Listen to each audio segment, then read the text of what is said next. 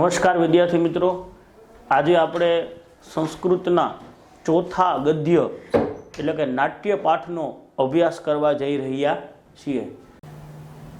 તો આમ કહેતા અહીં અભિમન્યુનો એક જાતિગત પરિચય આપ્યો છે કે કુરુકુલ પ્રદીપ, કુરુકુળનો એક દિવ્ય તેજસ્વી દીપક છે.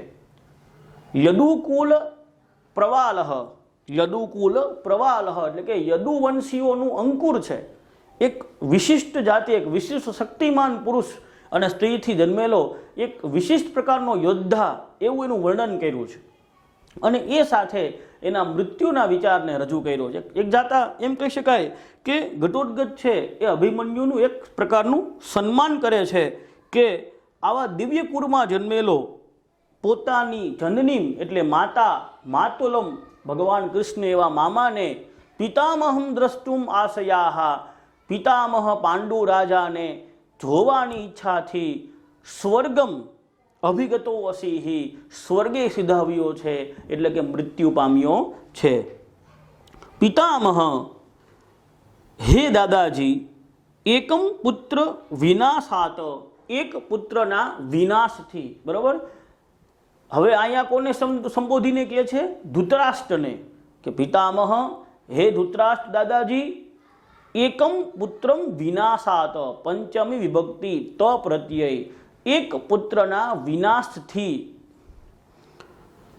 અર્જુનસ્ય તાવતમ ઈદૃશી ખલુ અવસ્થા, અર્જુનસ્ય ષષ્ઠી વિભક્તિ સ્ય પ્રત્યય, અર્જુનની, તાવત એટલે કે આવા પ્રકારની, ખલુ એટલે ખરેખર, ઈદૃશી એટલે તાવત ઈદૃશી, અર્જુનસ્ય તાવત ઈદૃશી, અર્જુનની આવા પ્રકારની અવસ્થા, ખલુ ખરેખર થઈ છે. કા પુનઃ ભવતો ભવિષ્યતિ, કા પુનઃ તો વળી આપની, ભવતો ભવિષ્યતિ કેવી અવસ્થા થશે. કે આજે અર્જુનનો એક દીકરો મેળો છે, અર્જુનના એક સંતાન અને બીજા પાંચેય પાંડવોને એક સંતાન થઈને બીજા 5 પાંડવો તો છે, પણ આજે અર્જુનનો એક દીકરો મળ્યો છે. એક પુત્ર વિનાશાત, એક પુત્રના વિનાશથી અર્જુન આજે શોકમગ્ન થયો છે. તો તમે વિચારો કે તમારા 100 દીકરાઓ જ્યારે મળશે ત્યારે તમારી કેવી પરિસ્થિતિ થશે. તતઃ ક્ષિપ્રમ ઇદાનીમ, તતઃ એટલે પછી, ક્ષિપ્રમ એટલે ઇદાનીમ એટલે અત્યારે. તો આ પ્રકારે વાત કરી કે ભાઈ એક દીકરાના વિનાશથી અર્જુનની આવી સ્થિતિ થઈ છે, તો તમારી સ્થિતિ કેવી થશે. તતઃ એટલે તો, શીઘ્રમ, ક્ષિપ્રમ એટલે શીઘ્રમ, તતઃ એટલે તો, ક્ષિપ્રમ એટલે ઝડપથી, ઇદાનીમ એટલે અત્યારે, આત્મબલાધાનમ પોતાના પક્ષના સૈન્યને, કુરુસ્વ પાછું વાળી દો. છેલ્લે શું કીધું કે આજે અર્જુનની એક પુત્રના વિનાશથી આવી દુઃખદાયી પરિસ્થિતિ થઈ છે અને કાલે સવારે તમારા 100 દીકરાઓ મૃત્યુ પામશે ત્યારે તમારી આનાથી વધુ દુઃખી પરિસ્થિતિ થશે. તો અત્યારે આ દુઃખને અટકવાનો એક જ માર્ગ છે, તતઃ ઇદાનીમ, તો પછી અત્યારે, ક્ષિપ્રમ આત્મબલાધાનમ પોતાના સૈન્યને ઝડપથી, કુરુસ્વ પાછું વાળી લો. કુરુક્ષેત્રના મેદાનમાંથી તમારું સૈન્ય ઊભું છે એને પાછું વાળી લ્યો અને અહીંયા જ યુદ્ધ વિરામ ઘોષિત કરી દો અને સમાધાન કરીને આગળ જીવવાનો વાત, આવો એક પ્રસ્તાવ છે એ ભગવાન કૃષ્ણના કહેવાથી દૂત આવેલા ઘટોત્કચે ધૃતરાષ્ટ્રને રજૂ કર્યો. યથા તે, જેથી તે, પુત્ર શોકમ સમુ ઉત્પીનો અગ્નિ, પુત્રના શોકથી ઉઠેલા અગ્નિમાં, હવિરીતિ ભવિષ્યની માફક, દહેત પ્રાણમયમ તમારા જ પ્રાણ બાળી નાખશે. કે બાકી આ યુદ્ધ હાલ્યું તો જેમ અગ્નિમાં હવી નાખો એટલે કે ઘી નાખો અને અગ્નિ વધુ પ્રદીપ્ત થાય, એમ અર્જુનમાં રહેલો, પાંડવોમાં રહેલો અગ્નિ વધુ પ્રદીપ્ત થશે અને એ અગ્નિમાં તમારા 100 કૌરવો છે એ મૃત્યુ પામશે. એટલે કીધું કે યથા તે, જેથી તે, પુત્ર શોકમ સમુ ઉત્પીઠો, પુત્રના મૃત્યુથી થયેલા શોકને લીધે ઉત્પીઠો અગ્નિ, ઉઠેલા અગ્નિમાં હવિ ઇતિહિ, એક હોમાત્માના અગ્નિ, એક હોમાત્માના હવિ ઘીની માફક, બરાબર, ભવિષ્યની માફક દહેત પ્રાણમયમ, તમારા પોતાના પ્રાણને પણ બાળી નાખશે. હવે શકુનીનો શ્લોક આવે છે જે અનુષ્ટુપ છંદમાં છે. યદિ સ્યાદ વાક્ય માત્રેણ નિર્જિતે યમ વસુંધરા, વાક્યે વાક્યે યદિ ભવેત સર્વમ સત્રવધ કૃતઃ. હવે શકુની એમ કહે છે કે યદિ, જો, વાક્ય માત્રેણ, વાક્ય બોલવા માત્રથી, અયમ વસુંધરા, આ પૃથ્વીને, નિર્જિતમ સ્યાદ, જીતી શકાય તેમ હોય. અહીંયા સંધિ થોડી પડશે. પેલો શબ્દ છે યદિ, બીજો શબ્દ છે વાક્ય માત્રેણ, ત્રીજો શબ્દ છે જે સંધિ થોડી પડી છે નિર્જિતમ વત્તા અયમ, નિર્જિતા વત્તા અયમ, ત્યાં સંધિ થોડી પડશે. નિર્જિતા શબ્દ પ્રયોગ છે નિર્જિતા વત્તા અયમ.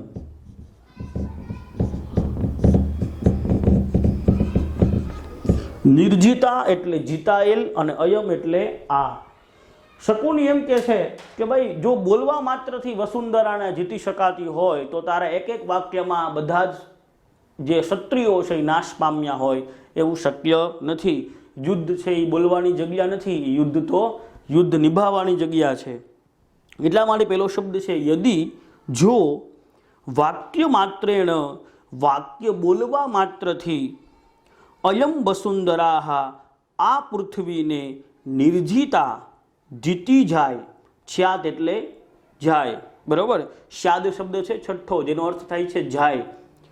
જો વાક્ય બોલવા માત્રથી આ પૃથ્વીને જીતી શકાય અથવા તો જીતી જવાય છે. હવે બીજા વાક્યમાં આપણે કાઉન્સમાં ચ મૂકવો પડશે. કયા શબ્દ પાસે? વાક્ય, વાક્ય જે લીટી છે, બીજી લીટીમાં વાક્ય, વાક્ય જે શબ્દ છે એમાં આપણે ચ મૂકવો પડશે, એનું ભાષાંતર થશે અને મૂકી દો કાઉન્સમાં ચ. અહીં સુધી આપણે 6 શબ્દ જોયા હતા. પહેલો શબ્દ યદિ હતો, બીજો વાક્ય માત્રેણ, ત્રીજો અયમ, ચોથો વસુંધરા, પાંચમો નિર્જિત, છઠ્ઠો સ્યાદ. અને ભાષાંતર થયું જો વાક્ય બોલવા માત્રથી આ પૃથ્વીને જીતી શકાય અથવા તો જીતી લેવાતી હોય. હવે 8મો શબ્દ આવશે બીજી લીટીમાં વાક્યે વાક્યે. 7મો શબ્દ આવશે બીજી લીટીમાં યદિ, બીજી લીટીમાં 7મો શબ્દ છે યદિ. 8મો શબ્દ છે વાક્યે વાક્યે. 9મો સર્વ સત્રવધ. 10મો કૃતઃ અને 11મો ભવેત. તો 7મા શબ્દથી આપણે જોઈએ બીજી લીટીમાં યદિ, યદિ એટલે કે એક અવ્યય છે જેનો અર્થ થાય જો. યદિ એટલે જો, વાક્યે વાક્યે, દરેક વાક્યમાં. જો દરેક વાક્યમાં, જો દરેક વાક્યમાં જ સર્વ શત્રુવધ, બધા જ શત્રુ, બધા જ ક્ષત્રિયોનો, વધ એટલે કે મૃત્યુ, કૃતઃ એટલે થઈ અને ભવેત એટલે ગયો હોય. જો એક પ્રત્યેક વાક્યમાં જ સર્વ ક્ષત્રિયોનો વધ થઈ ગયો હોય. આખું ભાષાંતર આ પ્રમાણે છે કે જો વાક્ય બોલવા માત્રથી આ પૃથ્વીને જીતી શકાતી હોય તો એક એક વાક્યમાં જ સર્વ ક્ષત્રિયોનો વધ થઈ ગયો હોય. તો શકુની એમ કહે છે કે જો તું એમ માનતો હોય કે એ બધા એક અગ્નિ બનીને આવશે અને એ અગ્નિમાં આ 100 કૌરવોને હોમી દેશે અને એને મારી નાખશે, તારા વાક્યમાં આવી તાકાત હોય તો એ વાક્યમાં તાકાતની મહત્વતા નથી. યુદ્ધમાં બોલવાનું ન હોય, યુદ્ધ સમયે તો યુદ્ધ લડવાનું હોય. કે જો એક બોલવા માત્રથી પૃથ્વીને જીતી શકાતી હોય તો એક એક વાક્યમાં બધા જ ક્ષત્રિયો મરી ગયા હોત. એવું શક્ય નથી. એમ કરીને આજે દૂત બનેલો ઘટોડગચ છે એને ઉશ્કેરવામાં આવ્યો છે, ગુસ્સે થાય અને જેમ તેમ બોલી નાખે એવું અહીંયા શકુની ઈચ્છી રહ્યો છે. ઘટોડગચ બોલે છે એષઃ શકુની વ્યાહરતી. એષઃ એટલે આ, અહીંયા સંધિ થોડી પડે છે. શકુની જે શબ્દ છે ત્યાં સંધિ થોડી પડે છે, શકુની વત્તા એષઃ. એષઃ એનો અર્થ થાય આ. એષઃ શકુની, આ શકુની વ્યાહરતી બોલી રહ્યો છે. બરાબર, કારણ કે એને કોઈના આમ સ્પેશિયલી ખબર ન હોય કોણ બોલે છે, એટલે એણે એની સામું જોઈને બોલ્યો કે આ શકુની બોલી રહ્યો છે. ભો શકુને, અરે ઓ શકુની, અક્ષાન વિમુચ્ય, જુગઠાના પાસાઓને વિમુચ્ય એટલે છોડી દે. અક્ષાન, અક્ષાન શબ્દનો શું થાય કે પેલા જુગાર રમવાના જે પાસા આપણે મહાભારતની સિરિયલો જોઈ છે એમાં શકુનીનું ચિત્ર આપણે જોતા હોય તો શકુની પાસે બે પાસા હતા અને એ પાસાઓ ફેરવી અને એમાં આંકડાઓ પડે અને એ પ્રમાણે એનું જે જુગઠાનો જુગાર છે એ રમવામાં આવતો. તો અહીંયા અક્ષાન એટલે જુગારના પાસા એવો અર્થ થયો છે.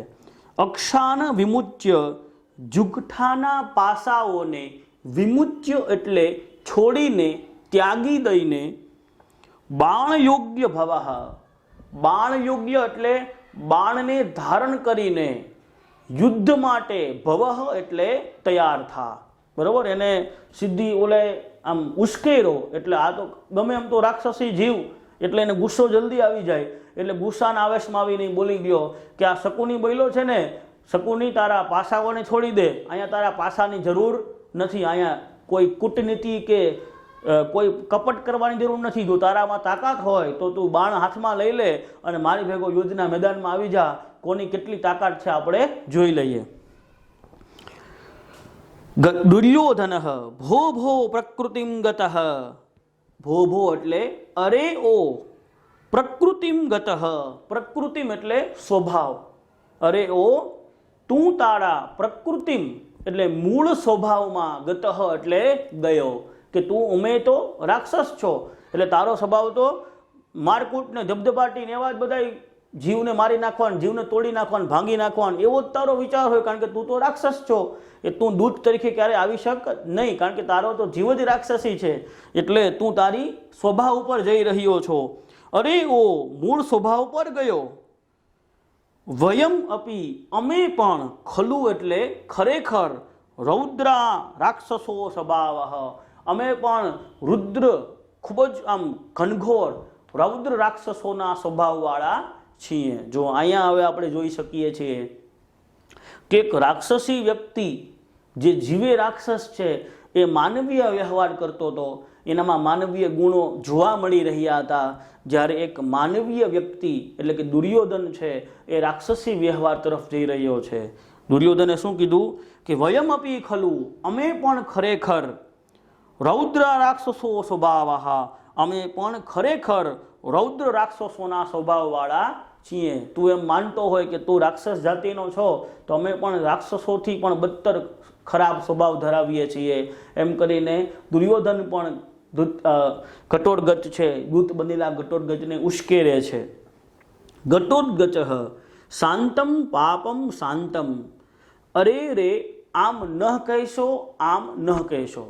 તો સંસ્કૃત નાટકોની એક વિશેષતાઓ રહી છે કે જ્યારે બે પાત્રો વચ્ચે સંવાદ થતો હોય અને એક પાત્ર જે બોલનાર વ્યક્તિ છે એનું સાંભળતો ન હોય ત્યારે આવો શબ્દ પ્રયોગ થાય છે, શાંતમ પાપમ શાંતમ પાપમ. એનું ગુજરાતી ભાષાંતર જોઈએ તો શું થાય? અરે આમ કહેશો નહીં, અરે આમ કહેશો નહીં. રાક્ષસેભ્યો અપી ભવંતમ એવ ક્રૂરતરાહા. બરોબર, શું કહે છે પેલો ઘટોડગચ કે રાક્ષસેભ્યો અપી, રાક્ષસો કરતાય પણ, ભવંતમ તમે, એવ એટલે જ, તમે બધા જ, ક્રૂરતરાહા અતિ ક્રૂર છો. બરાબર, ઘટોડગચ દુર્યોધનને એમ કે છે કે રાક્ષસો તો તમારા કરતાંય વધુ સારા હોય છે, તમે તો રાક્ષસોના સ્વભાવથી પણ વધારે ક્રૂર જાતિના છો, તમે રાક્ષસોથી પણ વધારે ખરાબ છો, એવું એને કહે છે. અને એનું ઉદાહરણ આપે છે न तु जतु गृहे सुप्तान भातॄणं दहन्ति निशाचरा शीरशीन तथा भातृः पत्नीं सुप्सन्ति निशाचरा। तो અહીંયા અનુષ્ટુપ છંદમાં એક શ્લોક આપેલો છે જે ઘટોત્કચના વાક્યમાં જોવા મળી રહ્યો છે। એમાં પહેલો શબ્દ છે નિશાચરાહ એટલે કે નિશાચર રાક્ષસો। બીજો શબ્દ છે જતુ ગૃહે એટલે કે લાક્ષ ગૃહમાં। ત્રીજો શબ્દ છે સૂતાન એટલે સૂતેલા। ચોથો ભાતૃનઃ એટલે ભાઈઓને। પાંચમો ન તું નહીં તો અને છઠ્ઠું દહંતી બાળી નાખતા નથી।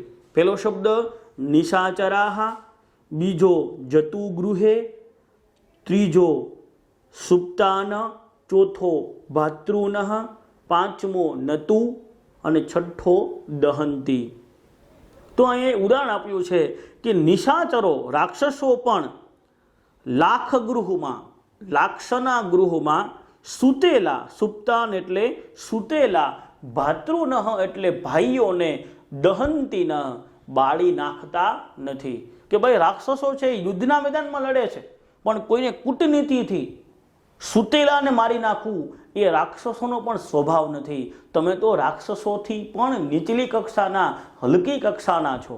કેમ કે લાક્ષાગૃહનો પ્રસંગ આપણને ખબર છે કે દુર્યોધને અને શકુની વગેરેએ પાંડવોને મારી નાખવા માટે થઈને લાખનું એક પ્રકારનું એવું ઔષધિ હોય છે કે એ જો અગ્નિના સંપર્કમાં આવે તો બળીને રાખ થઈ જાય। એક પ્રકારનું લાકડું છે કે જે કાસ્ટ કહી શકાય, લાખનું કાસ્ટ। એ લાખનું કાસ્ટ છે એ એવું નબળું હોય છે કે જો અગ્નિના સંપર્કમાં આવે તો એ બળીને રાખ થઈ જાય, એ બચી શકે નહીં।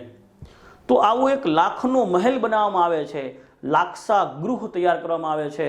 અને લાક્ષા ગૃહમાં જ્યારે પાંડવો સૂતા હોય છે એવું જાણીને દુર્યોધન એના સાથીઓ છે એ લાક્ષા ગૃહોને અગ્નિ ચાપી દે છે પુરોચન નામના શિલ્પકારના માધ્યમથી। તો ત્યારે પાંડવો બચી જાય છે। તો એ પ્રસંગને અહીંયા ઘટોત્કચ યાદ કરે છે કે નિશાચરાહ અપી, નિશાચરો પણ જતુ ગૃહે સુપ્તાન, લાખના ગૃહમાં સૂતેલા, ભાતૃનમ ન દહંતી, ભાઈઓને બાળી નાખતા નથી। એના પછીની બીજી લીટીમાં તથાહા, પેલો શબ્દ છે એમાં તથાહા, બીજો નિશાચરાહ, ત્રીજો ભાતૃઃ, ચોથો પત્નીમ, પાંચમો શિરસિઃ, છઠ્ઠો સ્પૃશંતી અને સાતમો ન। તો તથા એટલે તેમજ, નિશાચરાહ એટલે નિશાચરો રાક્ષસો પણ, ભાતૃઃ ભાઈઓની, પત્નીમ એટલે પત્ની અર્થાત ભાભીને, શિરસિઃ મસ્તકેથી, ન સ્પૃશંતી સ્પર્શ કરતા નથી, અડતા નથી। કે ભાઈ રાક્ષસ છે એ તો એક પ્રકારની જંગલી જાતિ છે, તેમ છતાં પોતાના ભાઈની પત્ની એટલે જે ભાભી થાય છે સંબંધે, એ ભાભીના મસ્તકને પણ સ્પર્શ કરતા નથી। એની જગ્યાએ તમારા મોટા ભાઈની પત્ની એવી જે પાંચાલી છે, દ્રૌપદી છે, એને દુશાસન એનો વાળ પકડી અને ઘસડીને જૂથ સભામાં લઈ આવે છે। એ એક દયનીય પ્રસંગ, જેને ભરતવંશનો ખરાબ પ્રસંગ કહી શકાય, વડીલોની સામે થયેલો એક ખરાબ પ્રસંગ કહી શકાય। એ પ્રસંગને પણ અહીંયા યાદ કરે છે। આ બે પ્રસંગોને યાદ કરીને ઘટોત્કચ એ વર્ણન કરે છે કે તમે જે વર્ણન કર્યું છે, તમે જે વ્યવહાર કર્યો છે, તમે જે ખરાબ કૂટકર્મ કર્યું છે, એવું ખરાબ વ્યવહાર રાક્ષસો પણ કરતા નથી, એટલે તમે રાક્ષસોથી પણ વધારે ખરાબ છો, એમ કહેવાની એને રજૂઆત કરી છે। એના પછી દુર્યોધન વધુ ગુસ્સે થાય છે। દુર્યોધન કહે છે કે ભવાન ખલુ દૂત, આપ શ્રીમાન તો ખરેખર દૂત છો। ભવાન એટલે આપ, ખલુ એટલે ખરેખર, દૂત પ્રાપ્તો હો, દૂત થઈને, પ્રાપ્તો હો એટલે આવ્યા છો। આમાં પહેલો શબ્દ છે ભવાન, બીજો ખલુઃ, ત્રીજો દૂત, ચોથો પ્રાપ્તો હો, પાંચમો ત્વમ, છઠ્ઠો યુદ્ધમ, સાતમો ન અને આઠમો આગતાહા. એમાં સંધિ થોડી પડે છે, યુદ્ધમ અર્થમ વત્તા આગતાહા. બરાબર. તો અહીંયા પેલો શબ્દ થયો કે ભવાન આપ શ્રીમાન ખલુ ખરેખર દૂત દૂત બનીને પ્રાપ્તો હો એટલે આવ્યા છો. આપ શ્રીમાન ખરેખર દૂત બનીને આવ્યા છો. ત્વમ તમે યુદ્ધ અર્થમ યુદ્ધ માટે ન આગતાહા આવ્યા નથી. દુર્યોધન હવે શિષ્ટ ભાષાનો પ્રયોગ કરતા કહે છે કે આપ શ્રીમાન તો દૂત બનીને આવ્યા છો, તમે યુદ્ધ કરવા માટે અહીં આવ્યા નથી. માટે તમે જે યુદ્ધની પ્રેરણા આપનારા શબ્દોનો પ્રયોગ કરો છો, જૂના પ્રસંગોને યાદ કરીને, એને અત્યારે તમે રહેવા દો. એના પછીની જે વાક્ય રચનામાં આવે છે કે સંદેશમ ગૃહિત્વા ગચ્છ. સંદેશો, તમે દૂત છો તો તમારે સંદેશો આપવાનો છે, અને અમે જે સંદેશો આપીએ એને ગૃહિત્વા, એને ગ્રહણ કરીને ગચ્છ જતું રહેવાનું છે. તમારે બીજું અહીં કંઈ કરવાનું છે નહીં. એટલે તમે વધારે યુદ્ધ માટેની પ્રેરણા આપોમાં. બરાબર. સંદેશમ ગૃહિત્વા ગચ્છ, અમારો સંદેશો લઈને જતા રહો. વયમ દૂત ઘાતકા નહ. વયમ એટલે અમે, દૂત ઘાતકા, દૂતને પણ મારી નાખીએ, નહ એવા નથી. કે ભાઈ તમે દૂત છો, તમે યુદ્ધ માટે નથી આવ્યા, માટે અમે જે સંદેશો આપીએ, બરાબર, સંદેશમ ગૃહિત્વા ગચ્છ, સંદેશો લઈને જતા રહો. વયમ દૂત ઘાતકા નહ, અમે દૂતને મારી નાખી પ્રકારના છીએ નહીં.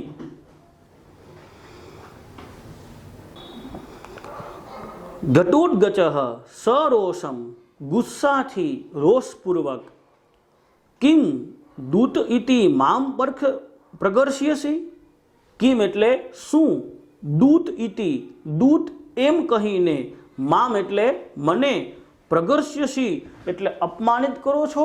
બરાબર. આમ આ જે વાક્ય રચનાઓ સાંભળી એટલે પેલો તો રાક્ષસી છે એટલે એને ક્રોધ આવી ગયો કે કિમ શું, દૂત ઇતિ દૂત એમ કહીને, મામ એટલે મને, પ્રગર્ષ્યસી અપમાનિત કરો છો. મામ તાવત ભો, અરે હું તે પ્રમાણે નથી. અહમ ન દૂતો હો, હું દૂત નથી. સમાહતા પ્રહરદ્વમ, સમાહતા એટલે બધા જ ભેગા મળીને, પ્રહરદ્વમ મારા ઉપર પ્રહાર કરો, હું તમારા પ્રહારનો જવાબ આપીશ. એમ ઘટોદગચ છે એ દૂત હતો, પણ આવા દુર્યોધનના વાક્યને સાંભળીને વધુ ગુસ્સે થયો. સર્વે ઉત્તિષ્ઠન્તિ, ઘટોદગચના આવા વાક્યો સાંભળીને સર્વે ઉત્તિષ્ઠન્તિ, દૂત સભામાં બેઠેલા બધા લોકો છે એ પોતાના ખડગ તલવારને ખોલીને ઊભા રહી જાય છે. આ દ્રશ્ય જોઈને ધૃતરાષ્ટ્ર સમજી જાય છે કે અહીંયા જ યુદ્ધનું પૂર્ણવિધિ થઈ જશે. એટલે ધૃતરાષ્ટ્ર વચ્ચે પડે છે. ધૃતરાષ્ટ્ર પૌત્ર, હે દીકરા ઘટોદગચ, પૌત્ર ઘટોદગચ, હે દીકરા ઘટોદગચ, ભવાન મર્ષયતુ, તમે ક્ષમા કરો. બરાબર. આમ હાથ જોડીને ધૃતરાષ્ટ્ર કહે છે કે ભવાન મર્ષયતુ, તમે આ લોકોને ક્ષમા કરો, તમે ગુસ્સે થાવમાં. મદ વચનાત, મદ એટલે મારા, વચનાત એટલે વચનોને, અવગંતાહા સમજનારા, ભવ એટલે થાવો. મદ વચનાત અવગંતા ભવ, મદ એટલે મારા, વચનાત એટલે વચનોને, અવગંતાહા એટલે સમજનારા, ભવ એટલે થાવો, મારા વચનોને સમજનારા થાવો. અને તમે અત્યારે આ યુદ્ધનું એંધાણ અહીંયા અટકાવી દો, કારણ કે તમે દૂત થઈને આવ્યા છો, તો દૂતની જેમ શાંતિના પ્રસ્તાવને આગળ વધારો. પણ હવેની પરિસ્થિતિ એ પ્રકારની થઈ ગઈ હતી કે ઘટોદગચ પણ સમજી ગયો હતો કે જ્યારે બધા જ લોકોએ હાથમાં ખડગ લઈ અને ઘટોદગચમાંથી વાર કરવાનો પ્રયત્ન કર્યો, ત્યારે ભગવાન કૃષ્ણએ ઘટોદગચને કીધું હતું કે જ્યારે તારી ઉપર પ્રહાર કરવા માટે એ લોકો તત્પર થઈ જાય અને તારા શાંતિના પ્રસ્તાવને ન સ્વીકારે, ત્યારે તું જનાર્દનસ્ય પશ્ચિમ સંદેશ, એટલે કે મારા અંતિમ સંદેશાને જણાવી દેજે, પછી એને જે રીતે યુદ્ધ કરવું હોય એમ કરીશું. તો હવે દૂત ઘટોદગચ ભગવાન કૃષ્ણના અંતિમ સંદેશાને આ દ્યુત સભામાં, આ જે દૂત સભા છે એમાં રજૂ કરવાનો છે. તો એને આપણે જોઈએ. હવે ઘટોત્કચ બોલ્યો, ભવતુ ભવતુ, ભલે ભલે, પિતામહસ્ય વચનાત, પિતામહના કહેવાથી, અહમ દૂતો અસ્મિહિ, હું દૂત બની જાઉં છું. બરાબર, પિતામહ મને વિનંતી કરે છે, મારા વડીલ છે, અને મને હાથ જોડીને કહે છે કે યુદ્ધને રહેવા દો, એટલે હું પાછો દૂત બની જાઉં છું, મારે યુદ્ધ કરવું નથી. ભો ભો રાજાનઃ, અરે ઓ રાજાઓ, શ્રૂયતામ, સાંભળો, જનાર્દનસ્ય પશ્ચિમ સંદેશ, અરે ઓ રાજાઓ, જનાર્દનસ્ય પશ્ચિમ સંદેશ, ભગવાન શ્રી કૃષ્ણના અંતિમ સંદેશાને શ્રૂયતામ, સાંભળો. ભગવાન કૃષ્ણનો જે અંતિમ સંદેશો છે એ દૂત ઘટોત્કચ સંભળાવે છે. જે વસંતિલકા છંદમાં છે. ધર્મં સમાચર કુરુ સ્વજન વ્યપેક્ષામ, યત્કાંક્ષિતં માનસી સર્વમિષ્ટાનુતિષ્ઠ, જાત્યોપદેશ ઇવ પાંડવરૂપધારી, સૂર્યાસુભી સમુપેશયતિ વહ કૃતાંત. બરાબર, વસંતિલકા છંદમાં છે, જેને આપણે ગોઠવીશું. પેલો શબ્દ થશે એમાં ધર્મ, પેલી લીટીમાં પેલો શબ્દ ધર્મ, બીજો સમાચર, ત્રીજો સ્વજન વ્યપેક્ષામ, ચોથો કુરુહુ, જેનું ભાષાંતર થશે ધર્મમ સમાચર, ધર્મનું આચરણ કરો. બધા રાજાઓને ભગવાન કૃષ્ણનો અંતિમ સંદેશો આપે છે કે ભો ભો રાજન ધર્મમ સમાચર, અરે ઓ રાજાઓ, ધર્મનું આચરણ કરો. સ્વજનમ વ્યપેક્ષામ, પોતાના માણસો, પોતાના સ્નેહીજનોને, વ્યપેક્ષામ, બચાવવાની, ચિંતા, કુરુહુ એટલે કરો.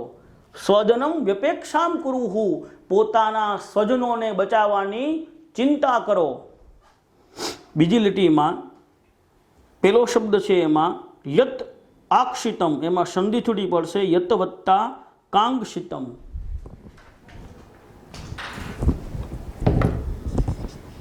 યત વત્તા કાંક્ષિતમ. યત એટલે જે, આકાંક્ષિતમ એટલે મનમાં ઈચ્છેલી આકાંક્ષા, યાને કે ઈચ્છા. તો પેલો શબ્દ છે યતઃ, બીજો શબ્દ છે મનસીહિ, ત્રીજો આંક્ષિતમ, ચોથો સર્વમ, પાંચમો ઇહ, અને છઠ્ઠો અનુષ્ઠિત.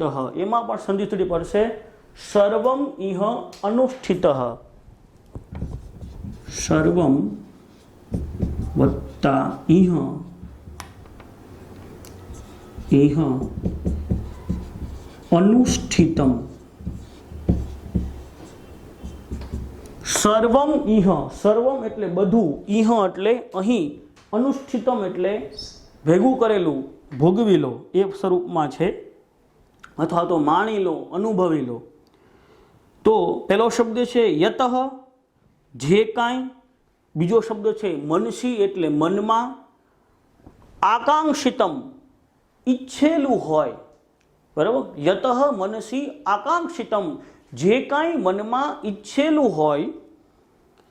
સર્વમ તે બધું, ઇહ એટલે અહીં, અનુષ્ઠિતમ એટલે માણી લો, એનો આનંદ લઈ લ્યો.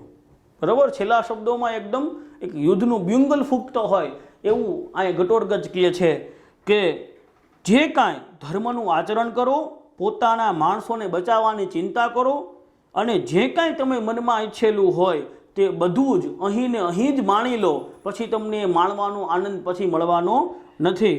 હવે છેલ્લી લીટી જાત્યોપદેશ. જાત્યોપદેશ એટલે જન્મના રહસ્યને સમજનારા હોય તેમ. જાત્યોપદેશ ઇવ, ટીક નાખો શબ્દાર્થ માટે. જાત્યોપદેશ જન્મના રહસ્યનો ઉપદેશ હોય, ઇવ એટલે તેમ. જાત્યોપદેશ ઇવ જન્મના રહસ્યોને સમજનારા ઉપદેશ હોય તેમ. પાંડવ રૂપધારી, પાંડવોના રૂપમાં.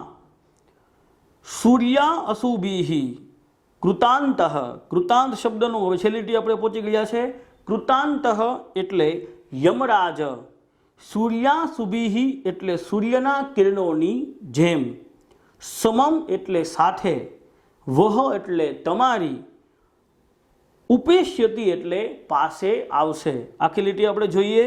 જાત્યોપદેશ ઇવ, જન્મના રહસ્યોને સમજનારા હોય તેમ, પાંડવ રૂપધારી, પાંડવોના રૂપમાં, કૃતાંત યમરાજ, સૂર્યાસુભિ સૂર્યના કિરણોની સાથે, વહ સમ ઉપેશ્યતિ, વહ એટલે તમારી પાસે, ઉપેશ્યતિ એટલે આવશે. તો હવે તમે માની લેજો કે અત્યાર સુધી આખું ભાષાંતર એવું થશે કે ધર્મનું આચરણ કરો, પોતાના માણસોને બચાવવાની ચિંતા કરો, જે કાંઈ તમે મનમાં ઈચ્છેલું છે તે બધું જ અહીં ને અહીં જ માણી લો, એનો આનંદ લઈ લ્યો. કેમ કે જન્મના રહસ્યને ઉપદેશ જાણનારા હોય તેમ પાંડવોના રૂપમાં યમરાજ સૂર્યના કિરણોની સાથે તમારી પાસે આવશે અને તમારો વિનાશ થઈ જશે. આટલો જનાર્દનસ્ય પશ્ચિમ સંદેશ પૂર્ણ કરી અને ગટોરગજ પોતાનું વાક્ય પૂર્ણ કરે છે. તો અહીંયા આપણે એક કૃતિ પૂર્ણ કરીએ છીએ. આ કૃતિના મોસ્ટ ટાઈપી ફકરાઓ જોઈએ તો પહેલો ફકરો છે પ્રવિશ્યથી ચાલુ કરીને શ્રોતવ્યો જનાર્દનસ્ય સંદેશ, એ આખો ફકરો, અને છેલ્લો ભવતું ભવતુંથી માંડીને આખો ફકરો. એટલે પહેલો ફકરો આખો અને છેલ્લો ફકરો આખો, આ બે મોસ્ટ ટાઈપી છે. તે ચોક્કસ પૂછાય છે, માટે એને તમે ધ્યાને લેજો. નમો નમઃ.